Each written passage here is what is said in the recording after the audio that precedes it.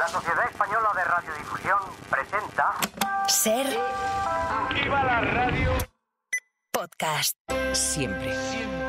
En una cartelera dominada por el cine español, con muchos estrenos como Marco, con Eduard Fernández, o Verano en diciembre con Carmen Machi, también os recomendamos La cocina, la nueva película del mexicano Alonso Ruiz Palacios. El director nos mete en el infierno de un restaurante de Nueva York para hablar del racismo, la precariedad y el estrés. Además, ya está en marcha el Festival de Sevilla y tenemos un par de recomendaciones en series. ¡Acción!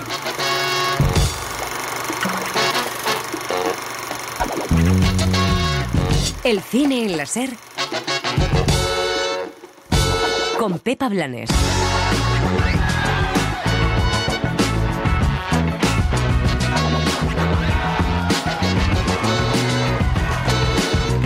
Eduard Fernández impresiona con uno de los papeles masculinos del año, el de Marco, donde da vida a este impostor que fue en su día emblema de la memoria histórica en una película dirigida por Aitor Arregui y Jon Garañu. Enrique, ¿estuviste en Flossenburg? Otra vez con eso, por favor, se he dicho mil veces. ¿Puedes aportar pruebas reales de que estuviste en Flossenburg? El cine mexicano ahonda en las heridas de su país. Alonso Ruiz Palacios mira la inmigración mexicana en Estados Unidos en La cocina, una película que cuenta el racismo, machismo y la explotación dentro de un restaurante con Rooney Mara y Raúl Briones. Solo quiero decirles a ustedes que yo sé que estoy seguro que no es nadie en el back of house y que ustedes son personas que... All right, everybody get back to work. Everybody get back to work right now. Y Netflix estrena Pedro Páramo, una adaptación de la novela de Juan Rulfo, emblema del boom latinoamericano, que dirige el director de fotografía Rodrigo Prieto.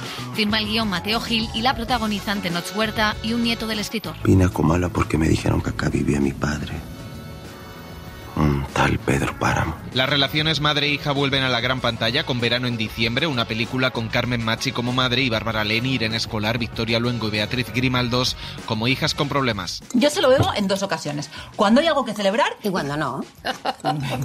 Y cuando tengo morriña. Sueño. Eso es modorra. Hay comedia romántica con Luis Tosar, Luisa Mayol, Bárbara Santa Cruz y Luis Zaera. Una película de enredos, dobles parejas, del destino y la convivencia. Una pregunta. Después de la playa, ¿dónde vamos? ¿Dónde está mi marido? ¿Tu marido? Pues no sé, ¿no está en tu bungalow? No, mi bungalow está Mario en pelotas. ¿Dónde está Santi? En televisión tenemos una serie que firma el danés Thomas Vinterberg y la estrena Movistar Plus. Se titula Familias como la nuestra. Van a cerrar el país y evacuar Dinamarca. Estoy buscando un sitio en algún lugar a donde podamos mudarnos.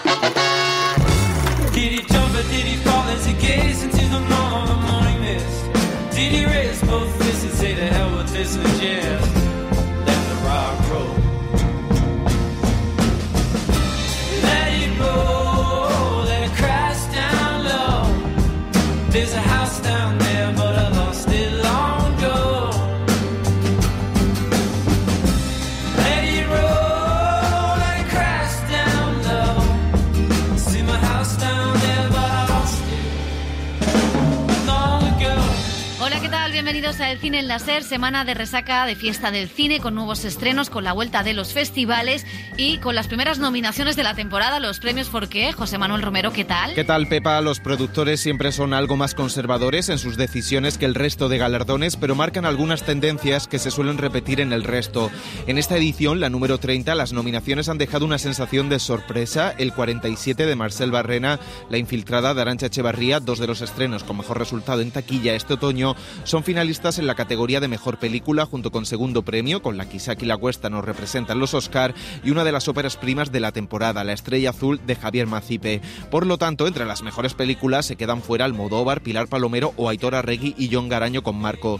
Entre los actores, Eduard Fernández, Mario Casas, Antonio de la Torre, Nayoan Inri, Patricia López Arnaiz y Emma Vilar Asau son candidatos, y de las series también sorpresas, con la ausencia de Los años nuevos de Sorgoyen y Yo adicto de Javier Giner. La favorita es Querer de Alauda Ruiz Azúa, que ya está disponible completa en Movistar Plus. A mí no me vuelvas a llamar loca nunca. No te he dicho loca, Ama. He dicho que necesitas ayuda psicológica. Yo ya tengo psicóloga. ¿Por qué no me crees? Porque estaba ahí. ¿Cómo vas a estar ahí? Tú nunca has estado ahí. Os he escuchado follar, Ama. Os he escuchado follar a los dos. Y te he escuchado disfrutar y gemir. Y te he escuchado correrte, así que no me toques los cojones. A mí no me hables así.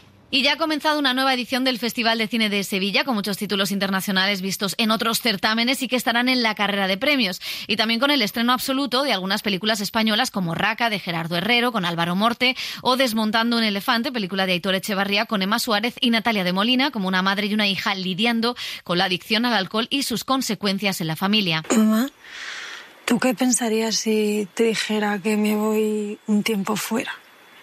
Que no me quiero quedar sola.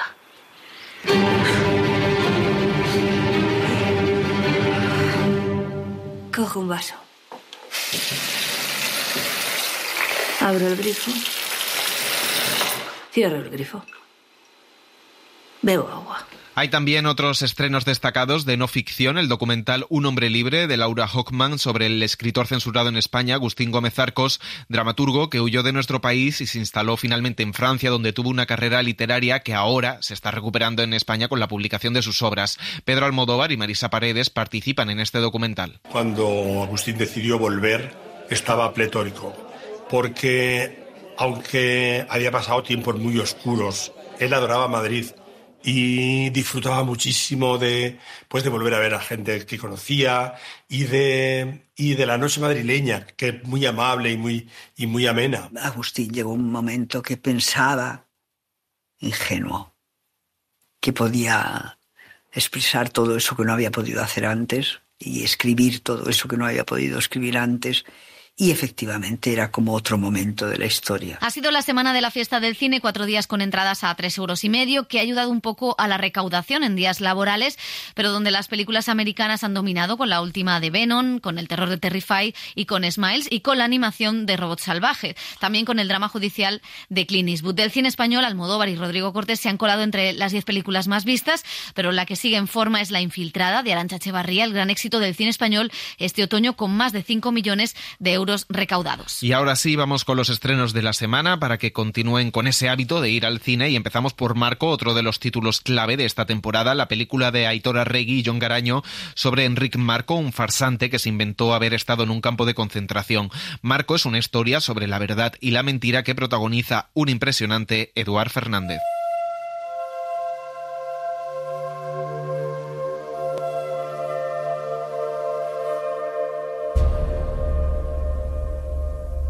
Comprender el mal no significa justificarlo, sino darse los medios para evitar que vuelva a ocurrir. Y esa es la máxima que sigue Marco, la nueva película que Aitor Arregui y Jon Garaño, dos de los creadores de Andía y La Trinchera Infinita, presentan sobre una figura llena de mucho significado. Enric Marco fue un hombre que hizo del relato su forma de vida, que lo fue todo en temas de memoria histórica y que acabó siendo el gran impostor en la sociedad catalana. Lo hace diferente al resto de impostores, ¿no? Y dices, ¿qué hay detrás de todo esto, no? ¿Por qué lo hace, no? Y ahí sí que, bueno, para nosotros es como, y la película precisamente hay varios juegos, ¿no? Es un artefacto que juega un poco con lo que es la realidad, la ficción, cómo se representa la realidad, ¿no? Y nos gusta porque dices, bueno, es que Marco vivía en Barcelona, tenía una vida muy gris, y de repente se da cuenta que contando una historia que no es verdad, consigue la admiración de la gente, ¿no? Consigue que la gente le quiera. Y eso es una gasolina para Marco y quizás para muchos de nosotros también, ¿no? Que es en lo que nos podemos parecer a Marco, ¿no? Que todos maquillamos un poco nuestra verdad, ¿no? Un impresionante Eduard Fernández se convierte en este hombre que en el año 77 se reinventó a sí mismo. Había sido sindicalista, o eso decía, miembro de la CNT y antifascista, pero en ese momento dio un paso más y contó que también había sido detenido en Alemania e internado en un campo de concentración. Toda su vida mantuvo ese discurso, en casa, con su mujer y su hija, y por supuesto en la Asociación de Deportados, que presidió y lideró con bastante éxito y solvencia. You didn't come from France like all the other Spanish deportees who ended up here. Llegaste desde Metz. No, Strafe-Kiel, no lo voy a saber yo de dónde viene. Strafe-Kiel, y tal. Strafe-Kiel. That's not common at all. So knowing this, maybe it will be easier for us to find you. Yeah, but we are here and I'm old and very tired. This very long travel to Spain here. It's very important for me. I need this document. Yeah, I'm sorry, but I can't give it to you if it's not on the list. Décadas después, en 2005, el historiador Benito Bermejo desveló que no fue así, que había mentido sobre su llegada a Alemania y que no estaba claro que hubiese pasado días internado en Flossenburg. Enric, ¿estuviste en Flossenburg? Otra vez con eso, por favor, se he dicho mil veces. Puedes aportar pruebas. pruebas reales de que estuviste en Flossenburg. ¿Fue un impostor, un hombre con demasiado ego o un tipo que quiso ser más valiente de lo que en realidad era? A esas dudas nunca respondió el personaje, obnubilado por el foco de los masa media. A ellas se enfrentó el escritor Javier Cercas en su libro El impostor y algunos articulistas como Vargas Llosa en su día. Ahora lo hace esta película, que utiliza este escándalo para ahondar en la mentira, en la importancia del relato y en la memoria histórica. Sí, hay gente que dice, bueno, hizo mucho daño Marco, para alguna gente, ¿no? Hay que decir que él nunca se llevó ni un duro. Si él hubiera hecho dinero con esto, hablaríamos de otro tipo de personaje, no tiene nada que ver, ¿no? Yo no entiendo cómo hay gente que se escandaliza cuando estamos muy acostumbrados a que esto sea así. Quiero decir, yo suelo decir que un periodista que nos está dando las noticias, de repente nos anuncia un producto en medio del telediario, sin punto y aparte, a mí me da por sospechar que la noticia que me acaba de dar a lo mejor era otro producto pagado por alguien. Es decir, en medio de todo esto que tenemos, no nos sorprendamos de lo de Marco, ¿no? La actuación del actor catalán es una de las bazas de la película. Fernández duda, carraspea, se traba en su discurso, respira casi ahogándose en sus propias mentiras y hace que veamos a ese tipo carismático con un dominio tremendo de la narrativa que consiguió que todos a su alrededor creyeran su historia. La interpretación, igual que la película, está llena de matices, de dudas y de explicaciones. El meu nom és Enric Marco Batlle, vaig néixer el 14 d'abril de 1921. Feu comptes. Això vol dir que soc un vell, un vellet. Jo sóc l'Enric, però quan vaig entrar al camp de concentració de Flossenburg no vaig ser mai més l'Enric. A partir d'aquell moment vaig ser el número 6448. Un número que me acompañará toda la vida. El personaje siempre dijo que mintió por una buena causa. Él era más convincente y efectivo que otros para luchar contra la desmemoria y el antifascismo. Lo cierto es que lo consiguió. La asociación empezó a aparecer en prensa, a tener miembros, actividades, charlas, a dar clases a los jóvenes. Sus palabras emocionaban, su relato ponía los pelos de punta. Los hechos que contaban no eran mentira, existieron, solo que no le habían ocurrido a él. ¿Discurso? Esbozo. Un poquito solemne de más, ¿no? Un poquito teatrero. ¿Qué quieres decir? Pues que tiendes a adornar un poquito las historias, ¿no? Está bien, ¿no? La narración se construye de manera lineal y muestra su vida íntima, a su mujer Natalie Poza y a su hija, que parecían no saber nada. El montaje intercala imágenes de archivo, empezando por los propios campos, continuando por ese momento histórico en nuestro país, cuando Enric Marco acudió al Congreso de los Diputados durante el gobierno socialista de Zapatero. Cercas habla un poco, según recuerdo, un poco de todo este tema de en la transición este país se reinventa, ¿no? Este rollo de repente todos hemos corrido delante de los grises, ¿no? Este punto de todo el mundo ha sido antifranquista, todo el mundo está aquí, todo el mundo sí, eso es. Entonces yo creo que él une bien este punto de la creación del personaje. Pasa que llevado a un extremo enorme, pero la creación de un pasado mío, ¿no? Yo como de repente, eso es, después de Franco muerto en la cama, ahora que, pues bueno, yo estuve ahí, estuve en la clandestinidad, estuve no sé qué, estuve cuántos, y yo creo que también es bastante metafórico la vida de Marco, o sea, en ese sentido. Marco puede ser leída como una biografía colectiva de España. Lo dice el personaje en una ocasión, todo el mundo miente. España se fundó sobre una mentira colectiva en la transición y, por tanto, las mentiras individuales también existieron. Quizá la lección que nos deja la película es que esto pudo ocurrir por dos cosas: porque nadie cuestiona los testimonios desoladores o porque vivimos en un país donde la ignorancia sobre nuestro pasado es casi algo de lo que presumir.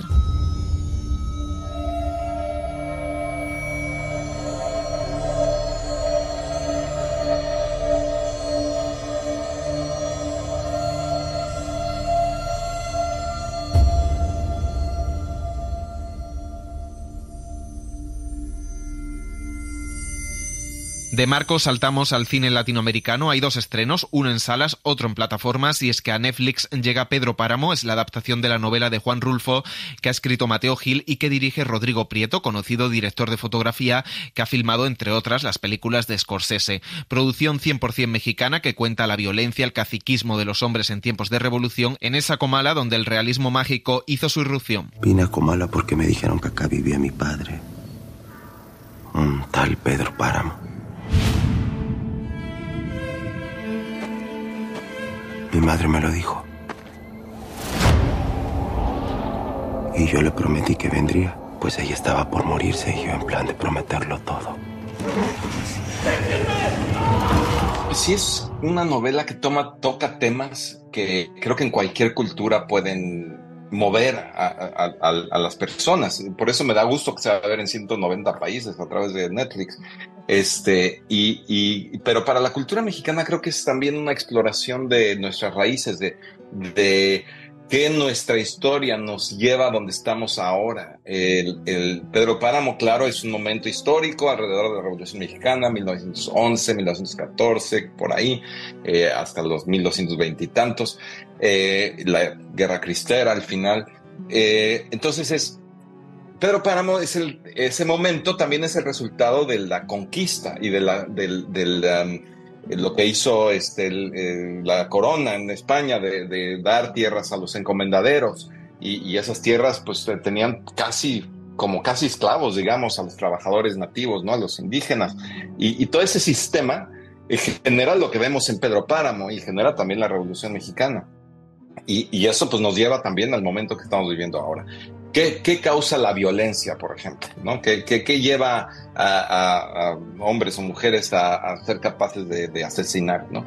Esa es una exploración que creo que es importante y digo, yo no pretendo, yo creo que Rulfo tampoco pretendía encontrar o plantear respuestas, ¿no? Pero es una exploración, en este caso personal también del mismo Rulfo, que él es también descendiente de encomendaderos y pues, de españoles. Y él mismo dice que no se enorgullece de eso.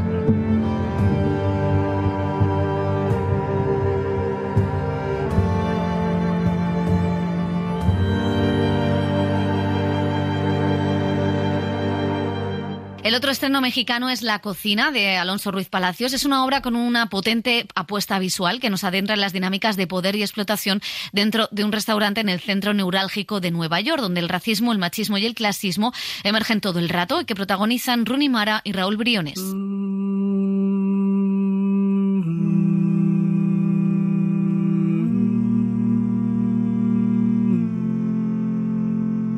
Alonso Ruiz Palacios forma parte de esa nueva generación de cineastas mexicanos surgida tras el éxito de Alfonso Cuarón, González Iñárritu o Guillermo del Toro, directores ahora afincados en Hollywood que han rodado en inglés pero que de una u otra forma han vuelto a su país. Sin duda hay un ejercicio de colonizar, ¿no?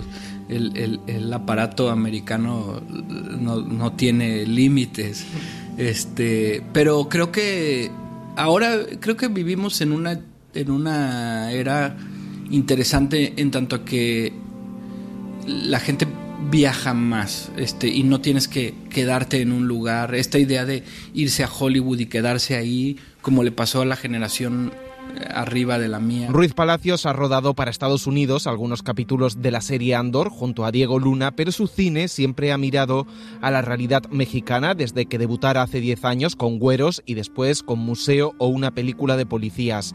Películas donde ha ido rompiendo los marcos y las convenciones de la ficción y la narrativa. Sí, me gusta mucho el juego. O sea, creo que yo vengo del teatro y el teatro siempre está muy ligado al juego, ¿no? Que la ficción es un juego que hay que tomarse muy en serio, pero nunca olvidar que tiene que ser placentero, que tiene que ser divertido. Y yo trato de acercarme al cine de esa misma manera. O sea, en el momento en el que deja de ser placentero, para mí se empieza a morir algo. Precisamente del teatro surge su nuevo proyecto. El director mexicano, que trabajó de lavaplatos y camarero en un local de Londres mientras se costeaba sus estudios, adapta la obra de Arnold Wesker, La cocina. You think or you're missing? I'm completely sure. I counted again with Tricia, scanned the logs, check receipts. You haven't told Mr. Rashid, have you? Rodada en inglés y en español, Ruiz Palacios traslada la acción a Nueva York, a una callejuela de Times Square. La cámara guía al espectador desde Ellis Island, simbólico lugar donde paraban los inmigrantes europeos cuando huían de la guerra y la pobreza, hasta un local de Manhattan, de grill, y va saltando de un personaje a otro. Oh, that's fucking great. Luis. Something about the soda machine. Yeah, Cherry Coke's fucked again. Somebody booked the fucking thing. I know. De una joven mexicana que apenas habla inglés y no tiene la edad legal para trabajar en Estados Unidos. Samira le lleva a cambiarse y decirle dónde empezar. Bienvenido a The Grill. Disculpe, me dijeron que aquí era la entrevista. ¿Qué cita? Es que se me hizo tarde porque me perdí en el metro. No te puedo mi amor. Sorry. A un enérgico cocinero mexicano, seductor, carismático e irascible, un hombre en busca de lograr los papeles al que interpreta Raúl Briones en un auténtico tour de force. Sometime soon. We help Pedro with the papers. Get him legal. Ahí podemos empezar de cero. Get out of this place. Creo que cada uno de nosotros somos nuestro propio país.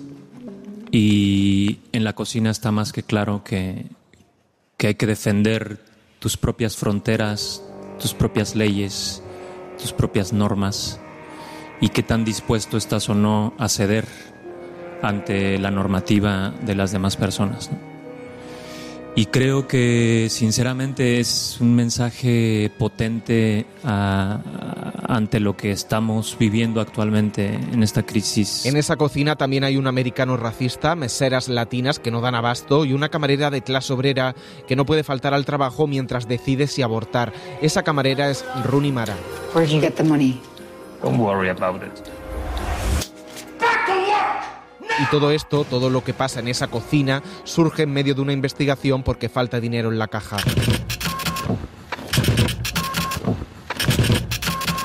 El mexicano compone un thriller asfixiante sin salir de esa cocina. Solo la película da una tregua cuando los protagonistas, en un descanso, son capaces de verbalizar sus sueños en un callejón. En la cocina se desmonta el cuento de la cultura del esfuerzo y la meritocracia, y sobre todo se muestra el racismo y la falta de derechos de los migrantes. Exploramos ese universo, pero me parece o espero desde un ángulo un poco distinto, porque la cocina no cuenta el viaje de migración, sino más bien qué pasa ya una vez que están allá, ¿no? ¿Se cumple el sueño o no? ¿Cuál es el precio del sueño? También esa cocina en ebullición sirve de metáfora a Ruiz Palacios para reflejar un mundo que tritura a sus trabajadores, condenados a una precariedad sin fin y a un estrés que acaba teniendo consecuencias, como la explosión de rabia e ira que sufre el protagonista. Uno de los objetivos era explorar la maquinaria aplastante del capitalismo tardío y cómo no deja espacio para los sueños, ¿no? El plano secuencia es la forma que tiene el director de meternos en ese estrés de una manera virtuosa, usando el blanco y el negro para evitar una estética realista y que a la vez iguala el color de los personajes dentro de la cocina. Solo quiero decirles a ustedes que yo sé que estoy seguro que no es nadie en el back of house y que ustedes son personas que... All right, everybody get back to work right now. Alonso Ruiz Palacios, a veces más pendiente del lucimiento técnico que de sus personajes, va sin embargo mucho más allá que otras ficciones de moda como la serie de Bear. El mexicano capta esa espiral de locura, confusión y angustia que hay detrás de los restaurantes y de las cadenas de comida, sitios de ocio y estatus en algunos casos que son pozos de miseria para sus trabajadores.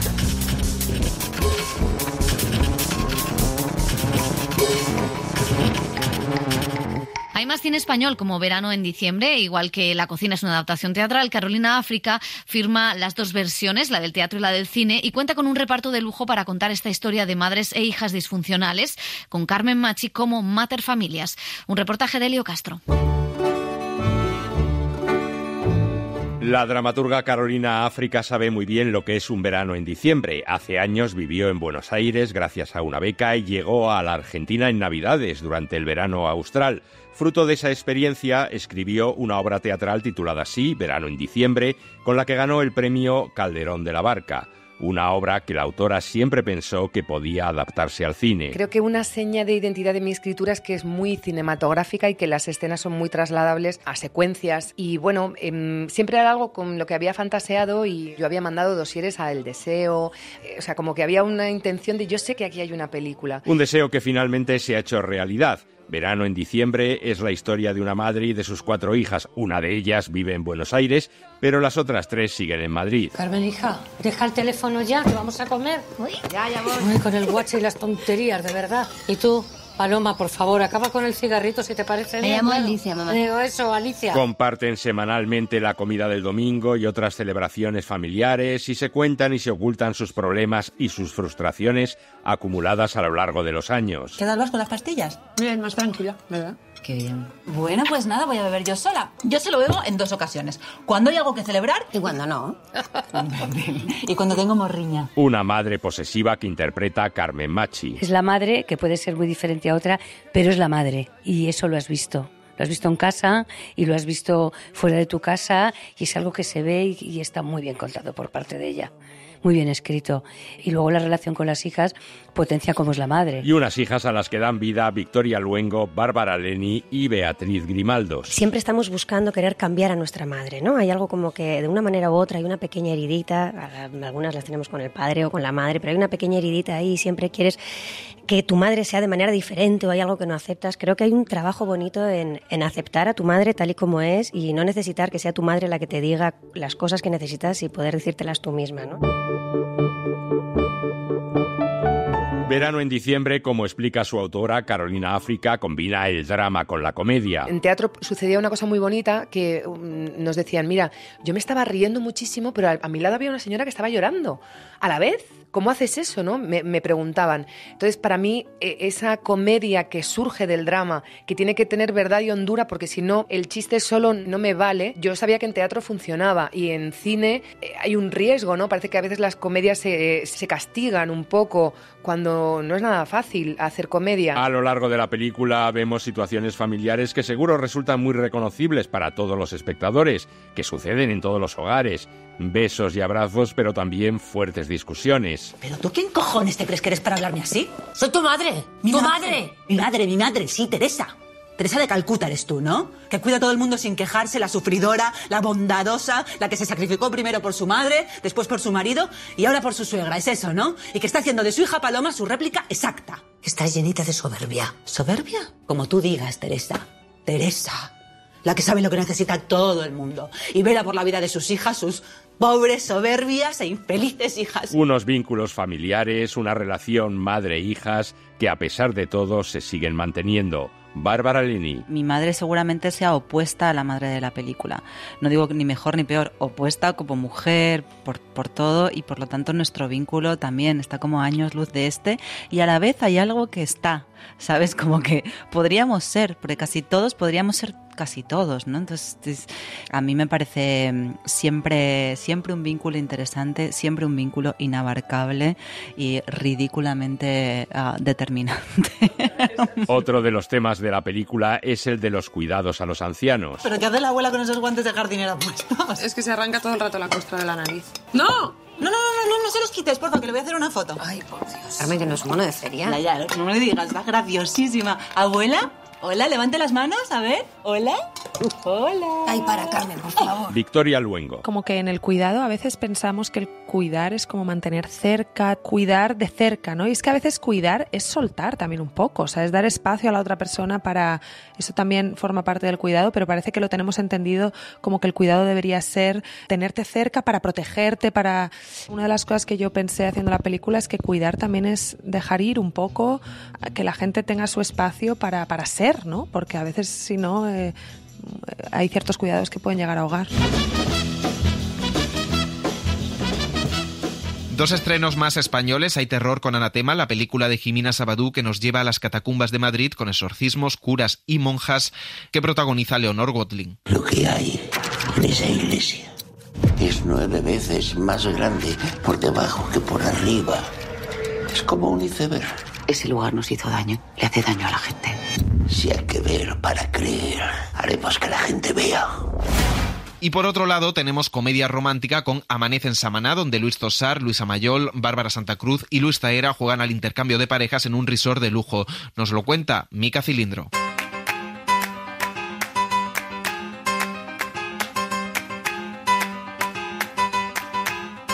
Cuando las decisiones que tomamos en nuestra vida cotidiana no tienen vuelta atrás, la vida se convierte en una serie de caminos donde la más mínima alteración de nuestro pasado puede cambiar el curso del futuro. Señora Alejandra y el señor Mario en la 401 y la señora Natalia y el señor Santiago en la 4102. No, estamos mal.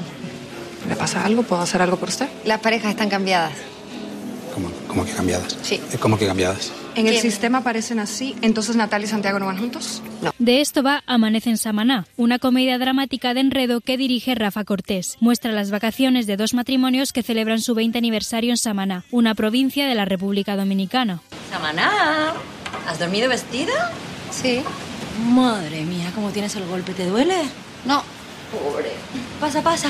Oye, yo no sé si lo de la flauta con la arena va a ser buena idea, ¿eh? Una pregunta. Después de la playa, ¿dónde vamos? ¿Dónde está mi marido? Rafa Cortés se inspira en Cancún, una obra de teatro con la misma premisa de la historia, pero con un guión totalmente distinto, pues se alimenta del trabajo actoral de sus protagonistas a base de la improvisación. A partir de ahí lo que hacíamos era rodar cronológicamente para conseguir que si había alguna parte de la improvisación novedosa que nos supusiera un recálculo de ruta, pudiera hacerse. Entonces empezamos por la primera secuencia, día 1, día 2 segunda y así sucesivamente. Entonces los actores tenían la libertad de jugar y si el juego funcionaba de quedarse en la película sin que afectase una contradicción con lo que pasaría después. Es una libertad muy grande y a la vez una necesidad de concentrarse muy importante. Y necesitas a unos actores que quieran jugar y que hayan practicado un poco el juego antes contigo. Mi prueba a los actores era eso. Era improvisar. El reparto lo forman caras que no se suelen ver en la comedia, como Luis Tosar y Luisa Mayol, pareja tanto en la vida real como en esta ficción. El otro dúo en crisis matrimonial son Bárbara Santa Cruz y Luis Zaera. Este último, lejos de sus típicos papeles de malo, se atreve hasta con un cómico desnudo. Por eso me parece surrealista, fantástica, mágica la película, porque como que me parece todo cierto, como que no hay ningún cambio, como que, no sé... Sí, es esta idea como del tiempo cuántico, ¿no? Como de que todo pasa a la vez en todas partes, ¿no? Que el tiempo es fractal. Con las propiedades mágicas del ron dominicano, Amanece en Samaná es un viaje a un paraíso donde ambas parejas viven situaciones inexplicables, con personajes muy cuidados y reales gracias a la libertad de improvisación, y reflexiones que ofrecen una mirada sobre la pareja y la posibilidad de fantasear con estar con otras personas. Vamos a ver, yo tampoco estoy tan mal, ¿no? O sea... No respondas con esa velocidad. Estamos en el Caribe, lo que pasa en el Caribe se queda en el Caribe y exploremos otros territorios. Toma, ahí está tu pasaporte. Igual. Déjeme las pulseritas y ya nos organizamos nosotros, ¿sí? La película está rodada completamente en República Dominicana, con elenco dominicano como Yaritza Reyes y Andresito Germosén. Además cuenta con la aparición estelar de Charles Dance, actor en Juego de Tronos y Alien 3. Trabajar con Charles Dance ha sido maravilloso. Tú imagínate que yo vi a Charles Dance en El Chico de Oro cuando era pequeño y de repente ese señor aparece por una puerta un día y te dice: hola Rafa, ¿cómo estás? Hay algo muy mágico en esas experiencias, como me pasó con Tosar también. Llevo toda la vida viendo a Tosar y de repente Tosar es un tipo que te habla. Te parece que tú te has metido dentro de la película, no sé, o sea, es un efecto inverso. Fue maravilloso trabajar con Charles Dance, vino muy dispuesto a jugar, vino muy dispuesto a salirse de su zona de confort, con muchas tablas de un personaje que ha hecho mucho teatro, que viene de la escuela inglesa, que son maravillosos. Fue muy fácil y me cayó muy bien además, o sea que todo fue para bien. Amanece en Samaná juega con la fantasía, con los universos paralelos y muestra lo liberador que es romper las barreras y ser la versión de ti misma que siempre has querido ser. Con fantasía. El cine en la SER con Pepa Blanes.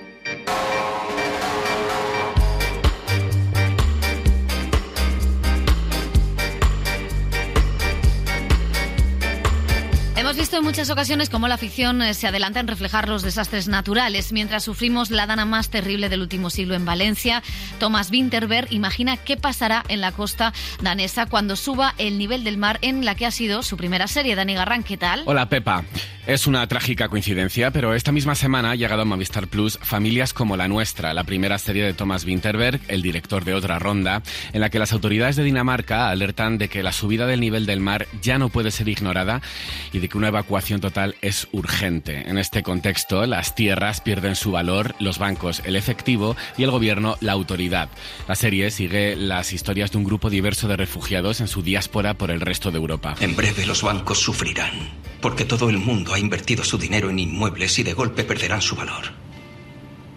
Será imposible vender en las zonas donde la gente tenga que huir.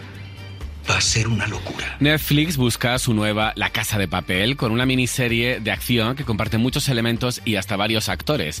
Daniel Calpasoro dirige Asalto al Banco Central con un atraco con rehenes en el Banco Central de Barcelona solo 3 meses después del intento de golpe de Estado en el Congreso de los Diputados. Lo que comienza como un espectacular atraco pronto se convierte en un verdadero desafío para la reciente democracia española. En el reparto podemos ver a Miguel Herrán, María Pedraza, Jobbik Keukerian e Isaac Ferriz. Yo me he limitado a cumplir un encargo. ¿Me estás diciendo que te encargaron robar el banco? Y ya ha vuelto a la comedia musical punk revelación en Reino Unido. We Are Lady Parts ha estrenado en Filmin su segunda temporada con sus guionistas y protagonistas rockeras, obreras, musulmanas, practicantes y racializadas. En esta ocasión, la banda se enfrenta al reto de grabar su primer álbum después de una gira de verano con una banda rival amenaza su status quo. Una comedia infalible que toca desde el humor algo absurdo hasta la comedia romántica mientras rompe prejuicios. Llevan 6 años amenazando con convertir nuestra cueva en pisos pijos, pero nunca se aprueba porque, por suerte, estamos encima de un socavón inestable. Así que te den, capitalismo.